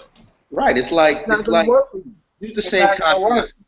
I like to use the same concept of when I go choose to flip a sample, right? I listen to it. 9 out of 10 times, I'm not gonna just loop something unless it's just that fucking good that it's like, you know what? But 9 out of 10 times, I take the same strategies. Like, yo, if I'm gonna flip this sample, I'm gonna flip it to how Bill Blass would do it. And you should take that strategy with everything you do. Like we have a wealth of information out here. We can take that information that we learn and flip it, twist it to how it will work for us. Yep. And then let's see what else I got on here. Patience. Like you said, the shit isn't gonna come in one day. It's not gonna come in 1 week. So I got lucky the first couple of months, and then because I wasn't patient, because I wasn't consistent, it almost fell off. That's because I was like, all right, I'm good. I'm happy with this. You can't get happy with it, otherwise you're gonna get fucking lost. Like, you always have to, you know what I'm saying? That's just the way it is. You gotta have the patience and knowing, like you said before, knowing where you're at, you personally. Like, there's nothing anybody else, not anything any of these 4 guys could tell me that I don't know about myself. I need to know about myself where I'm. Like you said, he didn't. Jay-Z, he didn't say, "Oh, well, I'm gonna have this and I'm gonna have that," but he kind of knew the direction he was going. Right. And at the end of the day, what helps me out is I genuinely love the craft of making music. So even if I never made a dime, I would still be doing this. I think that's the link between everyone on this panel, is that I be making beats. I've been making beats so long, I don't think I know how to do anything else other than make beats. Right. Like, I don't want to do anything else. It's just that there's a point in time when you say, okay, I love this, and I want to do this for the rest of my life. But we live in a world where you have to pay for shit. So why would I not want to take this gift, and it's a gift, but it's a skill, because this shit is learned. Right. I wasn't always nice. If I put all this time in learning how to do this, learning how to perfect this thing, why would I not want to get paid for it? Like, I see producers all the time, they say shit like, "Oh, I just do it for the love." So do I. I also want to get paid for doing the shit that I love. Like, there's nothing wrong with wanting to make money off of what you love. I think that's a cop-out a lot of times. Because they're not making money, that's the cop out to say, "Oh, I do it for the love," and I don't rock with that. Period. I mean, let's be honest. How many guys, you know what I'm saying, started dating their girlfriend for the love? Nobody. Nobody. Right. Not until you knew that person, until you knew that you wanted to be, making beats, until you know that you wanted to do that music. Right. Now, I've had it tattooed on my arm for years. I haven't made money off this shit for years, but I knew back when I got this 3 years ago that this is what the fuck I was gonna do. Right, and using that analogy that you just used, Skinny, it's true. Like, once you got to a place with your girl where you loved her, you fell in love with her, you love her now. You know what I'm saying? Now you're willing to go through the ups and downs you gotta go through. But if you was dealing with the bullshit right off the bat, you wouldn't even waste your time with the shit. And unless you're, like me and you're crazy and you like the bullshit right off the bat. Because I don't know anybody else up here, but I'm married, so I don't know if anybody else on the panel. Well, Kush, you married, right? So that's the thing. It's like once you get to that place where it's like, all right, I'm willing to ride it out regardless. Now that's a different phase of the situation. Like now, it's just with me. It's even iller with me. Like, I love music so much to the fact that if I'm feeling a certain way, I can get in an argument with my wife. And I can go down into the basement and pull up some ill sample. Now I'm feeling happy. You know what I'm saying? Like, that's how ill it is for me. But that's the thing, man. People just gotta understand that the whole point of you living your life is because of this. Like, you are so passionate about this one thing that if you really love this beat shit and you really love this shit, this is what you're supposed to be doing. You're supposed to be living like this. You're not supposed to have a passion for making beats and then go work at Target where you hate to be. Like, that's not life. And because that's not real life. Because I love it, now I'm gonna figure out a way to monetize it. That's it. Yep. All right, so I got like 2 points left. I'm just going to get to them real quick. My next one is you're not selling beats because your following is fake. Paying for likes.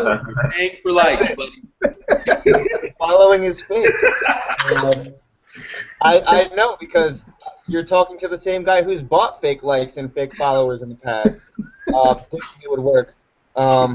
I'm not ashamed to admit that I've done it in the past, and I was stupid for wasting my money because now I have an old Facebook fan page with like 5,000 likes on it, and you know how much interaction I get per post? Barely any, and you know how many people it reaches? Like 3. So that was my own fault. Start your page over right now. Exactly. Pretty much. I started my page over. My new one's already at almost at 500, and I'm getting 100 times more engagement and people to my other stuff from there than I was ever with that other site. So it's like I see a lot of producers are like, I make hot beats, this, that, the other thing, and then you go on their Twitter and they're like, this guy has 80,000 followers. I've never even heard of this dude. How does he have 80,000 followers? If I go to your page and you have 80,000 followers and there's no engagement on your page, I know you paid for likes. Stop fronting. Erase that page and start over. Yep.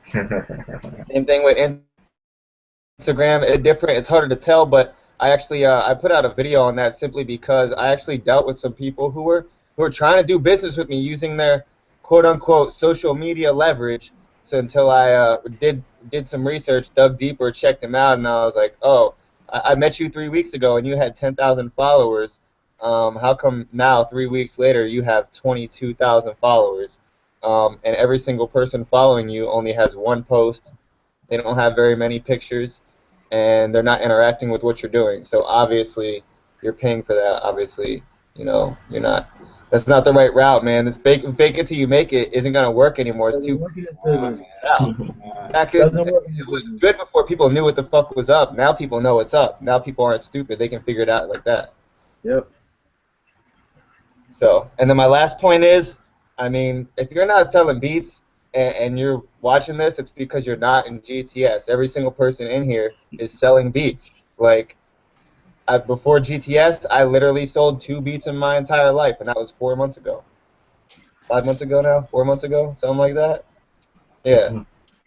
I mean... Don't make unrealistic expectations right away. And I say that because I've done that in a time in my life. Understand what you're capable of doing and take baby steps. Because if you make unrealistic expectations off the bat, that's the quickest way for you to get discouraged. Yep. Yep. That's true. They call them SMART goals. Make them specific to what you want, something that is measurable, something that is attainable, and time-based. And I think there's another one in there too that I missed. But in a sense of, a lot of people say, I want to get my fucking music out there. That's awesome. There's 11 million in this people on Facebook that like hip hop music, right? So getting out there is what? That means nothing. What would be more realistic is saying, okay, by the end of next year, I'm gonna put this beat tape out or this EP or this whatever, and I want to sell 2,000 copies. Yeah. You know what I'm saying? That's realistic. Or I want to have 500 people at my show. That's realistic coming from somebody who doesn't have a fan base. Within a year's time frame, there's no reason why you can't do that. Right, and you do your promotion and marketing properly. You might say, my goal was 500 people. You might get 2,000. Mm-hmm. You might only get 300, but guess what? It's more than what you had. Right, and in the process, you continue to move it along and perpetuate what it is that you're doing. You will get more. Yep. And then by simple, like you guys always say, failure way to success. You're gonna figure out by setting that realistic goal and trying to reach that goal, you're gonna figure out what was working for you, what's not working for you, how to make those things work better, and how to spend less time on those things that suck for you. Just saying, even if you only did have the 500 fans, if they're true followers, those 500 likes, if they're true followers and you sold them $150 worth of beats over the year, you made fucking $75,000 that year. Like, that's definitely enough to eat off of. That's why I was like, yeah, I'm not. That's why I even told. They're like, oh, well, what do you want to do? I'm like, well, I don't want 20,000, 50,000 people following me and buying my beats. They're like, why would you not want that? I'm like, well, then I'm gonna have to deal with 50,000 fucking people. Like, I'm not trying to. And one major issue too, if you already have a catalog of beats, maybe your focus should not be on making more beats. Your focus should be on taking the necessary precautions to sell the ones that I have. Load up, get that shit off the hard drive, man. Get them beats off the hard drive. I make beats.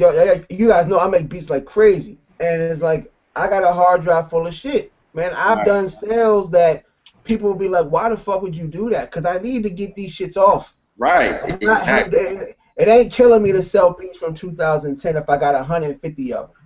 Hey. And I say that from sale on Thanksgiving. Come get these bitches right now.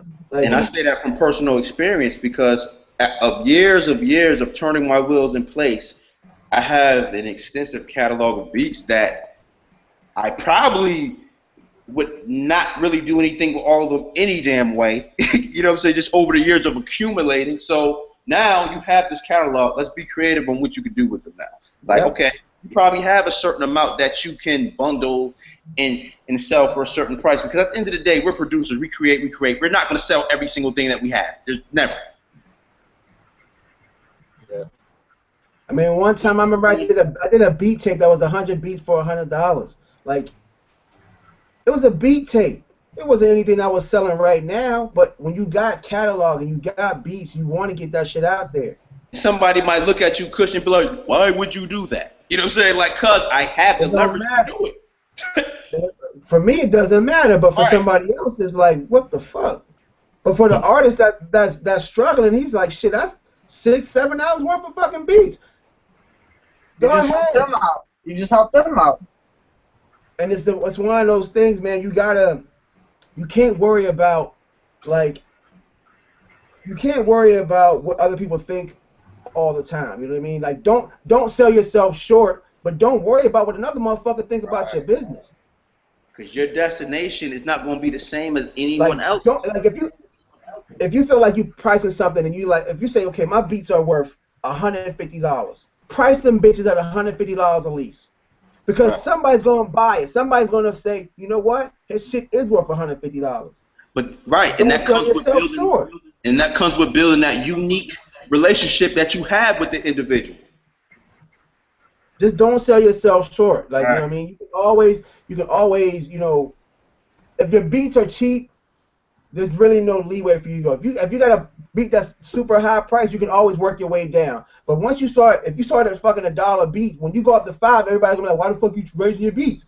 Well, you fucked.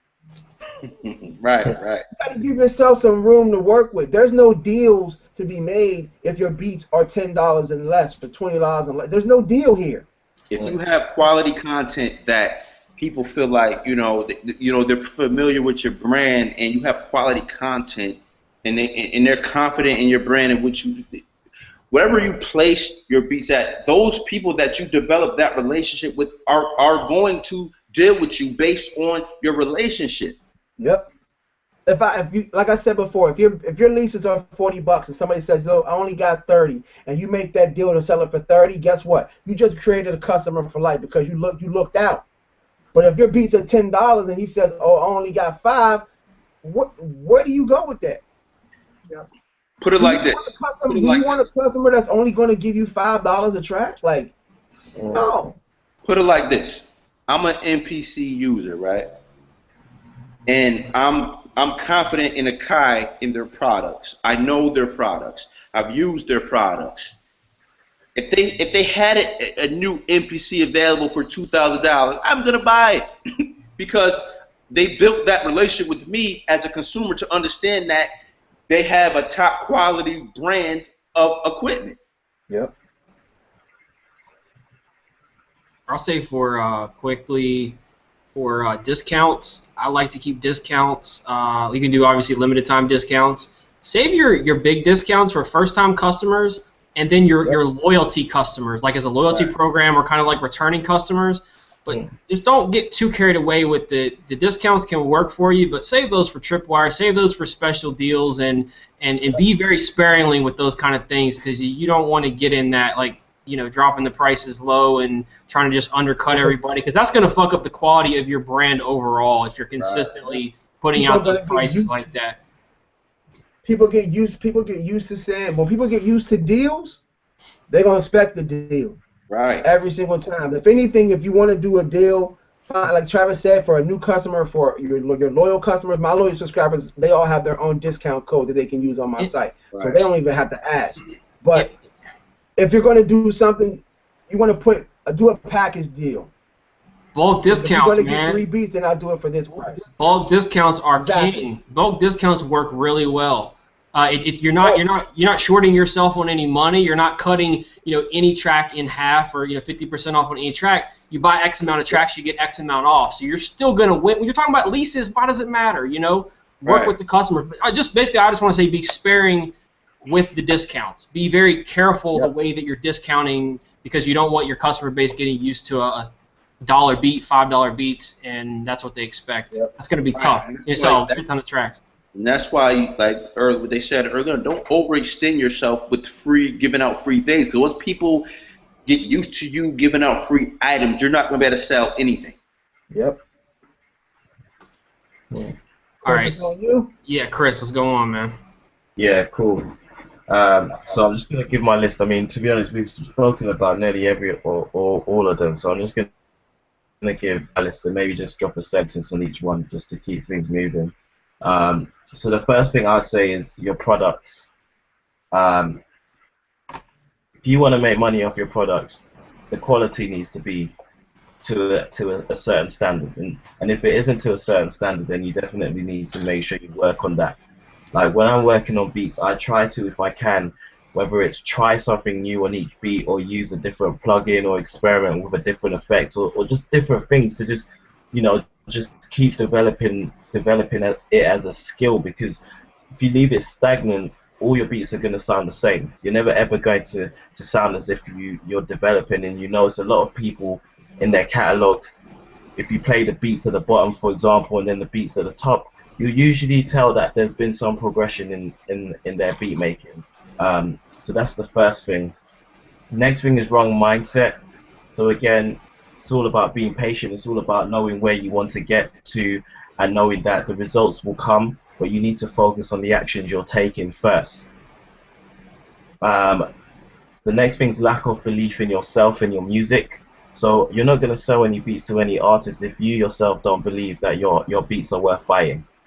They'll be able to tell in so many different ways. For example, if you're talking to artists over the phone, if you're not enthusiastic about your beats, they're going to tell that your beats ain't anything worth buying. If you sound like you're enthusiastic, if you know that what you're giving them is high quality, it will show in the way you actually speak to them.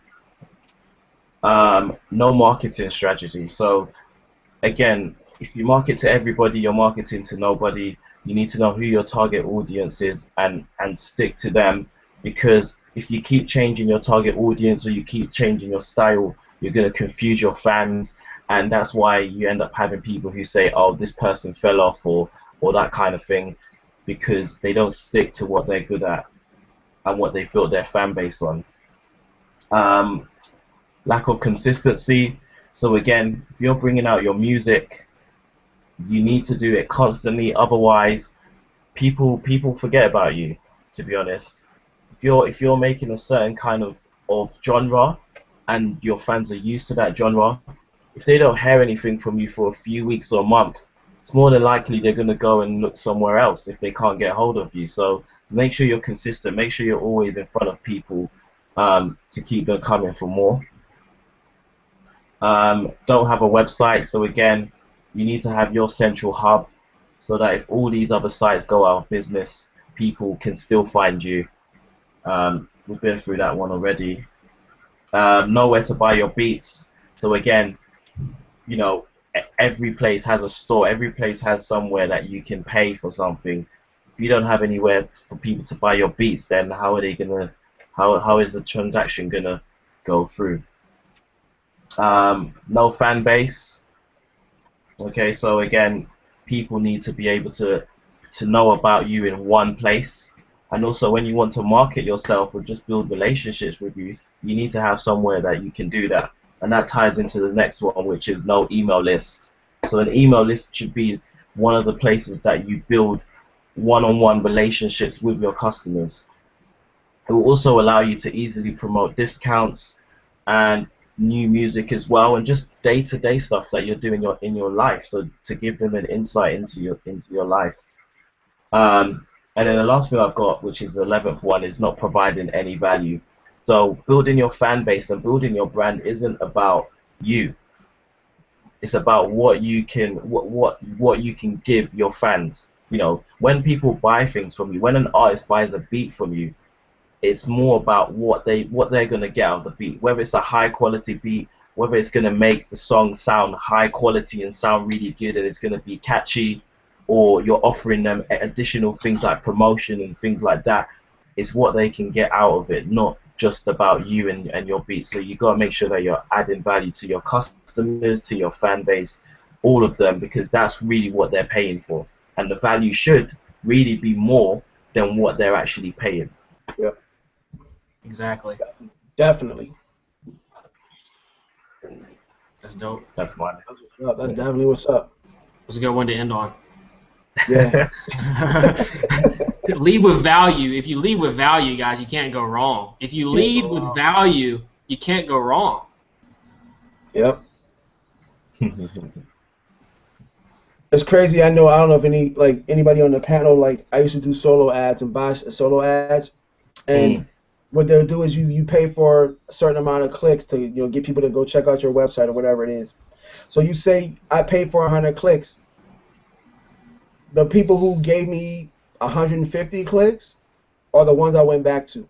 Yeah. They gave me more than what I was supposed to get. You know what I mean? And that's what you're doing with your production, with your beats, is you want to give people more than what they expect. And when you do that, you create loyal customers. It's that simple. If you don't have anything other to offer than just beats, it hurts you in the end because you have less to offer them. So if you don't have a website, if you don't have a blog, if you don't have some type of promotional tool, if you don't have something to sweeten the deal, it's not always beats, man. You don't always have to give up your beats. There's so many other things you can offer people that can sweeten giveaways. Do giveaways to get people intrigued. Do like special. Think outside the box. Take what something somebody else has done in a different industry or one of us has done. Model it. Again, don't copy it verbatim, but take something, do something similar, and it's gonna. I don't know. I'm done talking about it. It's gonna help. Like I said, if you offer more, if you give more than what they expect, then they come back. I'm damn near eating a whole box of Thin Mints sitting here talking about this shit. That's really what it boils Getting on my super sugar high over here. That's really what it boils down to. You got to give more than beats. That's what's up. So that concludes this webinar. It was kind of long, but if you're still here, we're glad that you're watching, and we hope we gave you enough value and enough tips on things that you may want to correct with your own business to get your beat sales up. So signing out, it's your boy V Kush Beats. Peace. Yeah, this was by far the most extensive webinar we've done. Shout out to everybody on the panel. Shout out to everybody for watching. I hope you guys got, even just got a few nuggets in this. And that's it. I'll sign out. There should be a link below for you guys to get instant access to your free Inside free inside access inside GTS to see exactly what we have inside the team and everything like that. But other than that, I'll pass it over. All right, it's your boy KC with KC-Beats.com. Again, thank y'all for watching if y'all still here, and everybody have a great day. It's your boy Chrisio. Again, thanks for watching. I'm sure there's at least one or two things for every single person who's watching this that they can take out and start implementing straight away. And again, there's no reason why we shouldn't all be making money from our music, from the passion that we love. So yeah, thanks for watching. Shout out to everyone on the panel as well. Take it easy. Yeah, definitely. Skinny double Y, DTMBeatsWithAZ.com. Definitely hope you guys were taking notes during this, man, because we've covered more than I could think of. I'm just glad we come together to bring you a huge list of stuff that we all either saw working for us or saw not working for other people. So definitely, if you didn't, go back, watch this again, take some notes. And if you want more information, make sure you click that link below so we can get you more familiarized with the team. And we hope to see you on the other side. So, peace. It's your boy Bill Blast Pro, BillBlast.com. Definitely, remain a student of the game, man. You never get too far where you can't learn more information. So with that being said, I'll check y'all out next time. Peace. And in closing, I know there's people watching, and you guys want big results, and you can get big results. We all know you can succeed in this game, and it's not hard to do. I also know there's people who are watching this that are looking at it and saying, oh, well, it's easy for us because we're already succeeding. Well, there was a time when we weren't succeeding. It took us time to get to this point, which is why we created this group and created this team, so you don't have to go through the struggles and the trials that we went through to have success. So click the link below. Check out that PDF that gives you inside GTS movement, and we'll see you on the next video, next webinar. Peace. Peace. Peace.